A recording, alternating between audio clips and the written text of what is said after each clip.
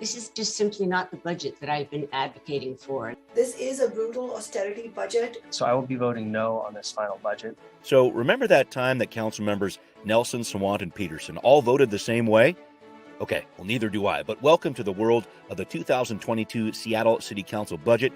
We're going to talk about those 3 no votes at the budget committee level, as well as these 6 yeses. What are the major cuts and major adds to this budget? Plus, how will King County implement a program for walk-in mental health crisis clinics? And what's the newest trend with COVID that has doctors so concerned? Well, we've got all this and more on Seattle News, Views, and Brews this week, your coffee break political podcast. I'm Brian Callanan. I'm a host on Seattle Channel. The views expressed here are my own. And joining me is my co-host, Kevin Schofield, bon vivant and weekly columnist for the South Seattle Emerald.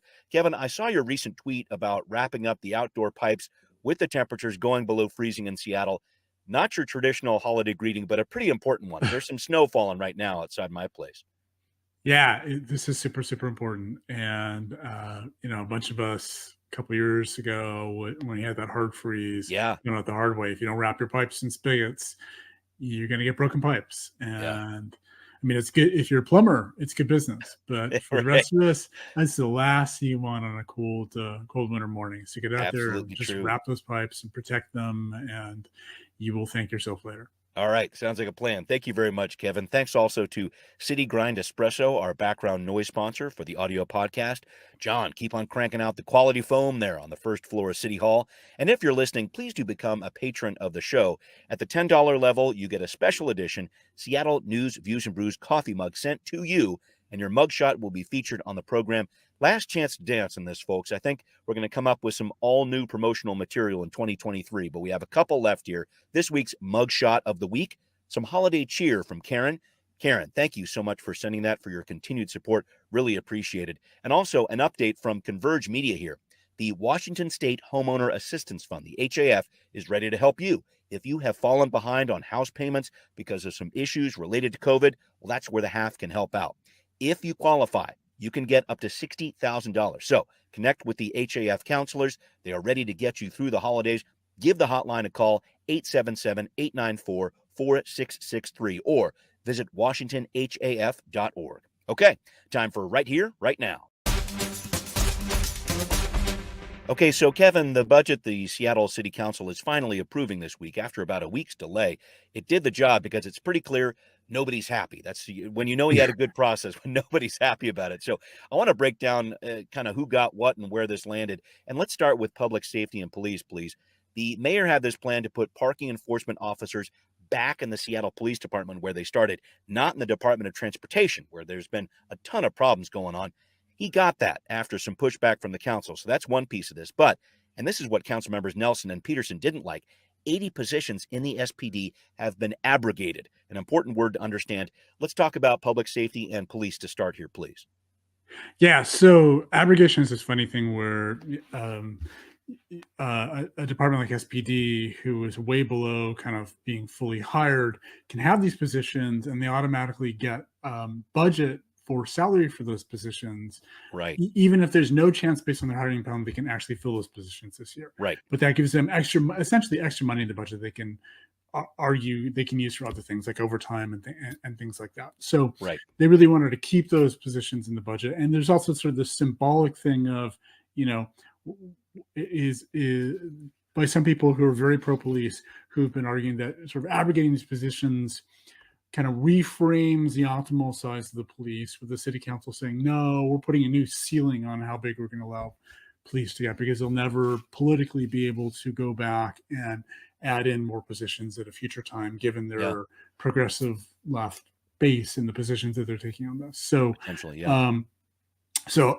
I'll win for the progressive left and a loss for the mayor was that the city council did in fact abrogate a lot of those positions. And partly that was certainly because it was a super tough budget year with extra revenue losses, and they wanted that money to be able to go spend it on other things. Right. But that at the same time, they also made some cuts to recruiting and retention programs for SPD, kind of a few other things. So there were a bunch of cuts, and one big cut, again, this abrogating positions to SPD's budget.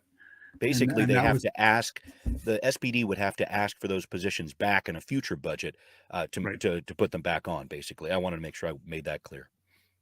Yep. And Right. and they have less money to repurpose for other things over the course of the year. Right, like Right. overtime, et cetera. And So can you talk about that parking enforcement officer piece real quick? yeah, parking enforcement officers were an SPD for the longest time as part of this move to civilianize as much, and they are essentially civilian. They're not sworn officers. They don't Right. carry a gun or anything like that. They can't arrest you for other offenses. Um, to sort of the city council has been on this push to sort of take all the extraneous civilian stuff out of SPD and leave the core of SPD being, the sworn officers. Hmm. So they moved the parking enforcement officers out. And you may remember we had a year ago this big debate about whether they should go to SDOT or whether they Right. should go to the new CFCC. Yeah, the communications And center. Hmm. and they ended up putting them in SDOT, and Yeah. that's there was a disagreement between the frontline parking enforcement officers and their management. Their management said we'd kind of rather go to the CFCC, but Right. the PO said, "Hey, SDOT seems like it would be a great place to work, so we want to go Yeah. there instead." And Yeah. SDOT said, "Bring them on over. We'd love to have them." Yeah, And it turned right. out SDOT really wasn't ready, and they made a bunch of mistakes, and the overhead costs for having SDOT were super high. Yeah. And so Mayor Harrell's come back and said, "Okay, we have to figure out some things. Not sure, I'm okay long term with not having them in SPD, but Potentially, for the right. short term, this isn't working. So let's move them back in, park them back in SPD, pardon the pun, Yeah. while we go figure out where the long term solution is really going to be." Okay. Okay. And some of the city council members said, maybe we should just leave them in SDOT and try to make that work. Hmm. Because if you move back in SPD, we might never get them out of SPD again. Right. If, Right. if the political winds shift. Yes. But at the end of the day, the mayor won out over this, and they are now going to be back in SPD again, at least Right. for the short term. Right. All right. Let me switch gears to human services with you here, Kevin. So the mayor trying to expand his unified care team. This is a group that works with people who are homeless, tries to get them into services. Some people have called it a direct reflection of the navigation team that was relatively unpopular a few years ago with the Durkin administration. Council pushed back on that and pushed back on the mayor's plan to cut cost of inflation raises for human services workers. What's the breakdown here when it comes to human services? Yeah, so the unified care team is the mayor's big push, and certainly one could argue that this is kind of a regeneration of the navigation team. Yeah. One twist that he's put on it is he really wants to have dedicated people for each area of the city, so Right. that it isn't one team that, depending on whatever the hotspot is, everybody goes and converges there. That they Right. can really make sure that there are people in each neighborhood in each region of the city. Think of it Yes. Right. approximately like the sort of police precincts, Yes. Right. uh, who can go do outreach to homeless encampments and participate on the day of when camps are being cleaned, when they're Right. being removed. Get moved. To Yeah. make sure there's outreach there, and doing that would expand the size of the team. Mhm. And what the city council has said is, no, we don't want to increase more outreach on this team, and we probably Right. don't want to increase the size of the team altogether. This is why we have a regional homeless authority for King Right. County. They should do outreach. So we're going to take the money that the mayor wanted to go towards hiring more people for the unified care team, Right. and we're going to increase the outreach budget for the regional homeless authority. Mhm. Now, the twist here, and we're going to have to see how this plays out, is the Yeah. regional homeless authority has not wanted to do outreach on the day of homeless encampment That's right. removals. Mhm. And that's sort of how the city got back into the business of doing it itself. Yeah, because Right. someone's got to be there, right? So we certainly want somebody to be there on Yeah. the day of, even if there's weeks and weeks of outreach leading up to the day of encampment removal. Right, We just don't want to right. abandon the people that day. So will Right. the RHA suddenly be willing to do it on day of?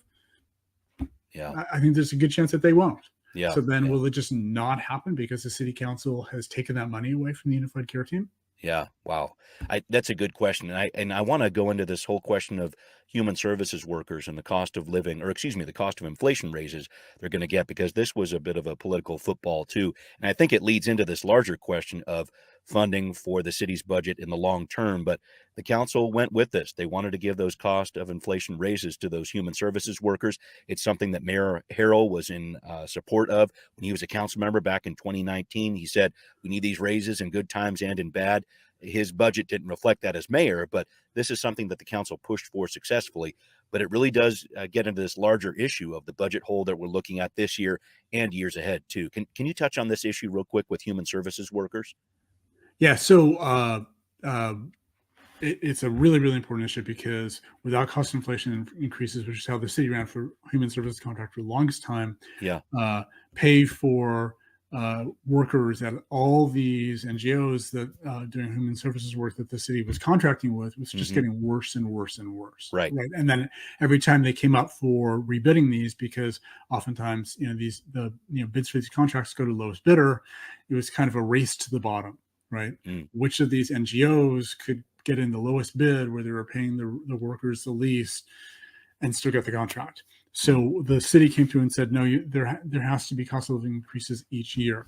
And, for the longest time, inflation was kind of stuck around 2%, 2%, maybe 2.5 to 3, maybe down to 1.5, but generally around 2%.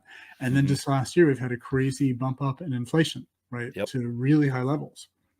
So what the mayor did in his budget was saying that there's no way, what he said was there's no way we can afford to do the full, 8.5%, 9% increase. Right. He was saying more like 4%. Yeah. So he said, I want to smooth it over a bunch of years. So we'll do 4% for 2023. Yeah. We'll probably end up doing another 4% kind of in the following year. Sure. And the city council said, no. That's nice for us, but it doesn't help the workers, right? Because they really did see a bump of 8.5 to 9% of cost of living increases this year. Yeah. So we're going to help them out. So the city council took money from other things and plugged it in there to give the full, not just 4%, but the full COLA increase to human services workers. Got it. But that really leads into this larger discussion about what the city's going to be doing with its budget into the future, because this is, we're working with a deficit here this year, and the council's been able to get through that with the payroll tax money. But looking ahead, it doesn't seem completely tenable. You mentioned to me in an email, it seems like it's kicking the can down the road. And is that how you would typify what's happening here? Well, so there's two sides of this. One is, what's going on with expenses and inflation. Most people are expecting in 2024, probably even, well before the end of 2023, is going to be back to sort of historical levels, right? Lower. 2%, plus or minus a little bit a year, right? Yeah. So it's not, nobody's really expecting we're going to have high inflation for a long period of time. Right. But the revenue side is the problem. Yeah. Right? And, this year they patched a bunch of holes with the payroll tax. Yeah. But, there's sort of a limit to how much they can do that unless they actually sort of want to increase the payroll tax some more. Sure. Yeah. Right. And in the meantime, there's some other sources of revenues, and the hope is the usual general fund sources revenues, and the other big thing that came in low this year, which is real estate excise tax, will bounce back to normal levels. But nobody really knows how long that's going to take. Right. At this point, as our economic recovery continues to just kind of creep along back up again. Right. So the city council patched some revenue holes largely with payroll tax money this year that was supposed to go to other things, largely housing. Yeah. And they didn't really solve the problem for 2024 or 2025 and beyond. So they have this progressive revenue task force that's supposed to come back mid next year with some recommendations on other revenue sources. We'll see what they come back with. They're not going to have a lot of choices. Yeah. Very interesting. I did want to touch on one budget piece here, Kevin, that I'm really interested in. You and I have talked about this before, but this idea the council is now calling it a dual dispatch program, an alternative to 911, where mental health workers would join police officers in the field to deal with these low acuity calls, wellness checks, things of this nature. This is something the mayor and council agreed on earlier this fall. They came to this fairly rare term sheet type of agreement, but we're going through this process right now, and it's in the budget. So we're going to see some sort of pilot program online in early 2023. I guess I'm looking at this now with the knowledge that the council is abrogating unfilled positions in the SPD. We're in year 2 of the Seattle Police Officers Guild not having a contract. I'm just wondering what it's going to be like for this 911 alternative system to get off the ground. What do you think? Yeah. So, one of the conversations we've been having for over a year is how do we offload from SPD, particularly given the staffing crisis that they're in, some things where we really don't need a police officer to show up. And it sort of breaks down into 4 categories that they'd like to be able to assign, have 911 callers sort of dispatch. Ones where we say, nope, we can send a mental health worker out to it. Or some other civilian, person to cover it. Maybe, Mobile One or Health One or something like that. Sure. Right. We there's a second category where we send out an SPD officer and one of these, civilian workers, but the civilian worker is in the lead and the police officer is kind of in a backup position. Right. The third is we send out the pair, but the police officer is in the lead, right? And the mental health worker is in a backup position. And the fourth is we just send a police officer. And the hard question around this has been, can 911 dispatchers figure out, based on the limited information they have when somebody calls in, which of the right ones of those 4 to categorize this in? And what's the worst case scenario if they're wrong?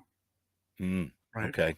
Yeah. So what they agreed upon last summer, looking at this, SPD and the council and other city officials, was that there is actually some set of that first category where we just can send sort of a civilian out that we can identify.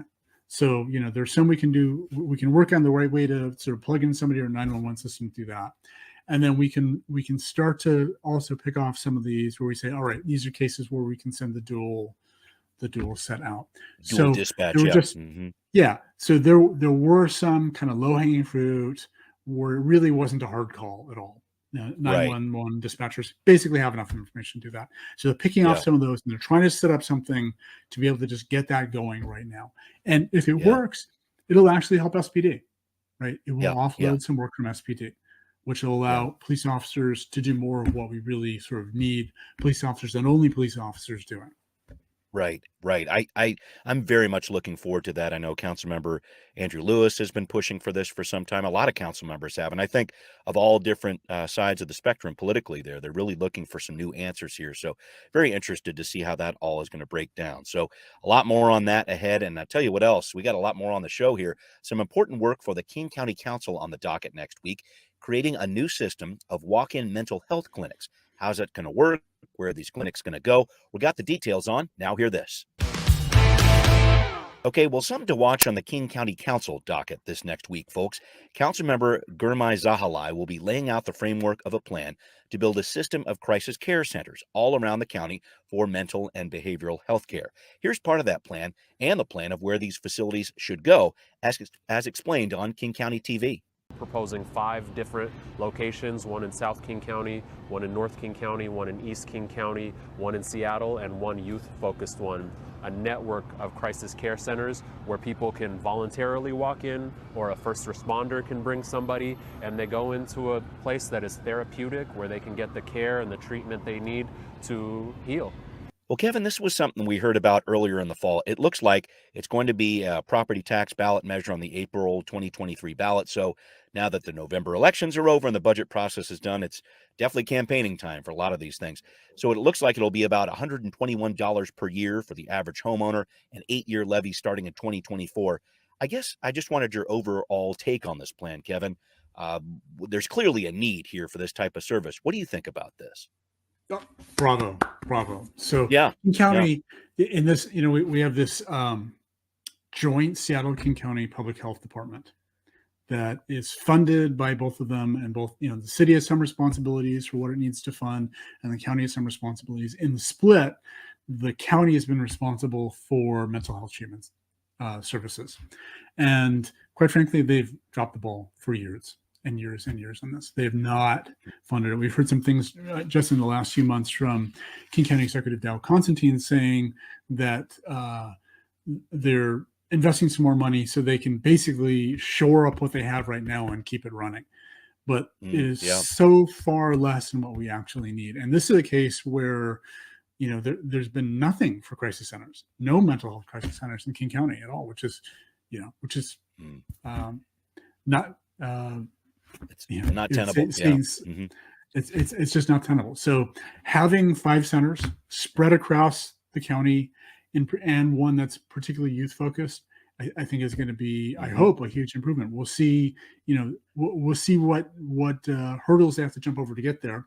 One of the big problems in Yeah. this whole area is just a lack of staff. Right, there are not enough people Yeah. out there nationwide That's to a do great this point. kind of work. So it Yeah. may be that the limit for how quickly they can get these places open is just finding the people who can run them.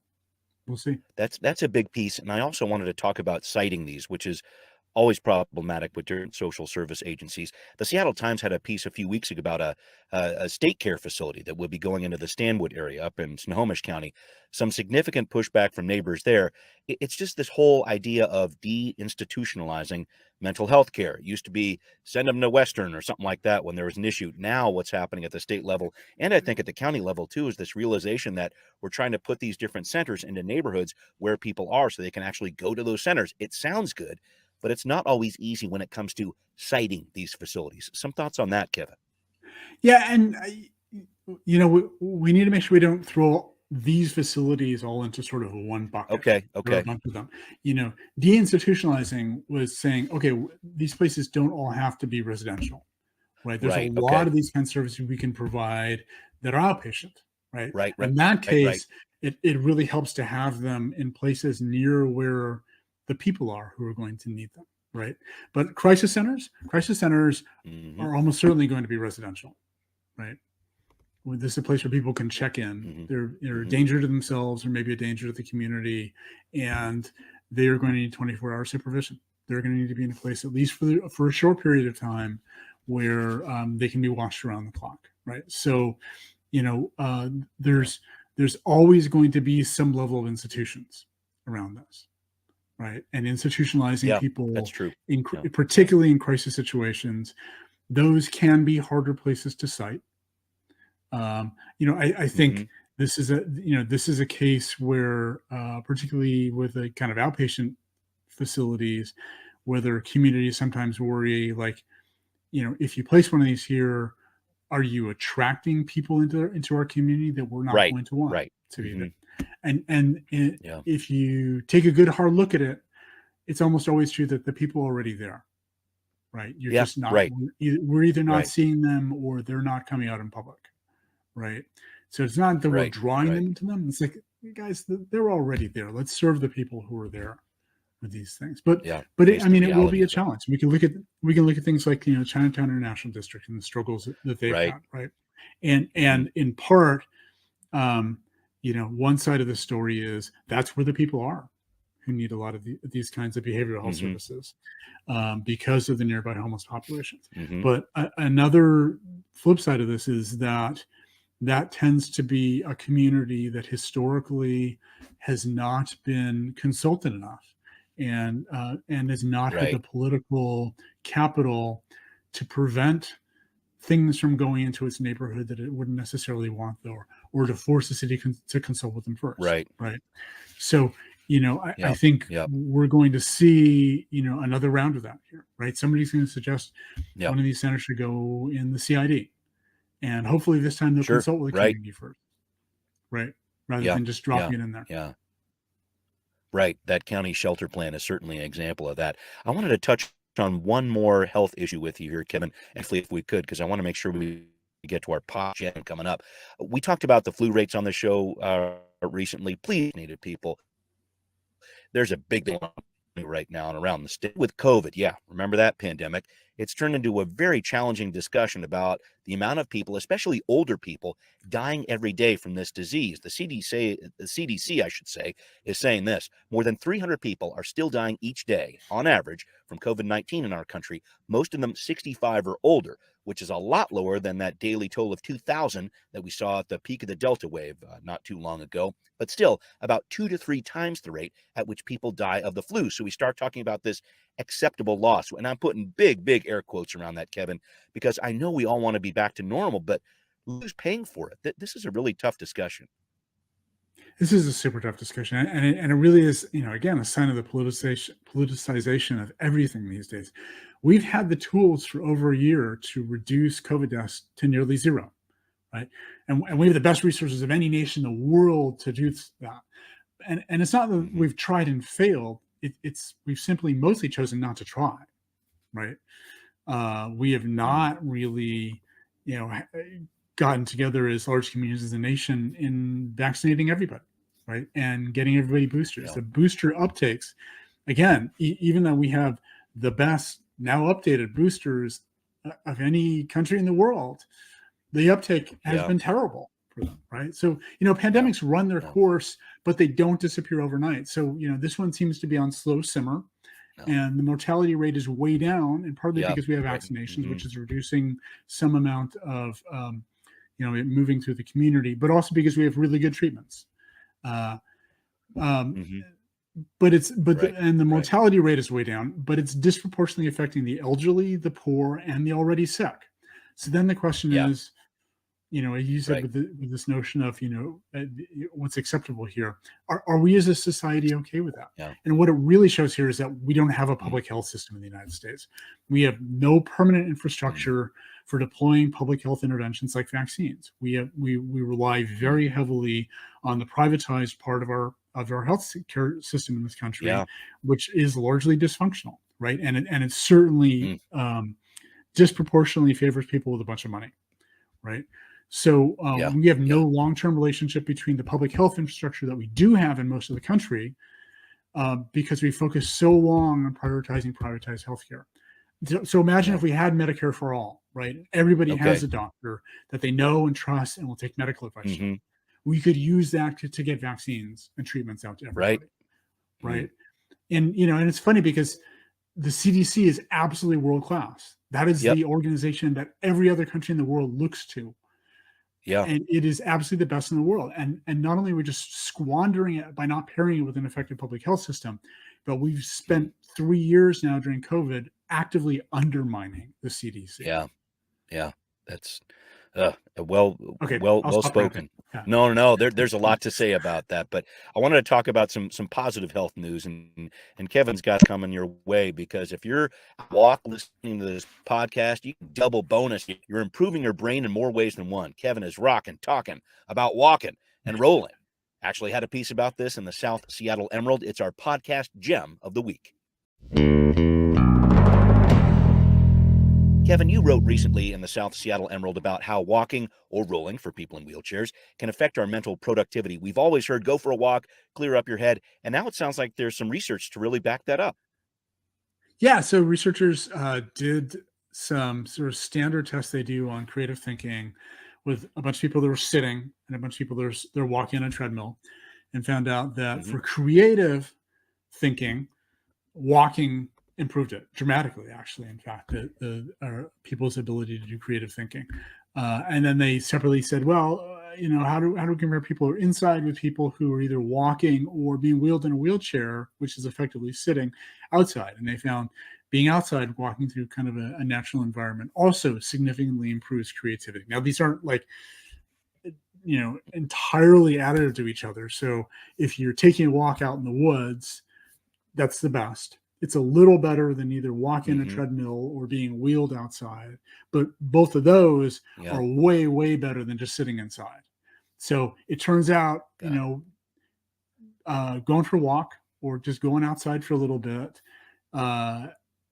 really helps creative thinking. It doesn't help every kind of thinking. There's other, what they call convergent thinking, might be around, figuring out the right answer to something. That isn't really helped by walking, but there's certain kinds of creative work that we need to do, where when somebody tells you, hey, just go for a walk for a bit. Yeah, you should actually do that, because it turns out it really does help. That's great. And Kevin, I just need to wrap up. Maybe the Seahawks need to go for a team walk out there, because I don't know what's going on. It was such good mojo in the middle part of the season with 4 wins in a row, and then they lose 2. Do they need to go for a team walk? What's your prescription on this one, Doctor? From what I heard, it was the defensive line that really kind of fell through this time. And I don't know if creative thinking is really a defensive line kind of skill, or one that's, maybe I'm wrong. I'm not the biggest football fan. I'm much more of a baseball guy, but that's all right. We got some hot stove league chatter to get your way soon here, Kevin. So thank you for that. Yeah, right. Sounds good. Sounds good. And never a time to panic. Seahawks fans, make sure you're clear on that one. And thank you, Kevin, as always, I should say, for joining me here. Seattle News, Views, and Brews, where you can always find out what's brewing in local politics. This podcast is on all the major platforms. And please find Seattle News, Views, and Brews on Patreon to show your support for independent journalism. Thanks for watching on Converge Media 2. We'll see you next time. Seattle News, Views, and Brews is an independent production of Callanan Media Services. Copyright 2022.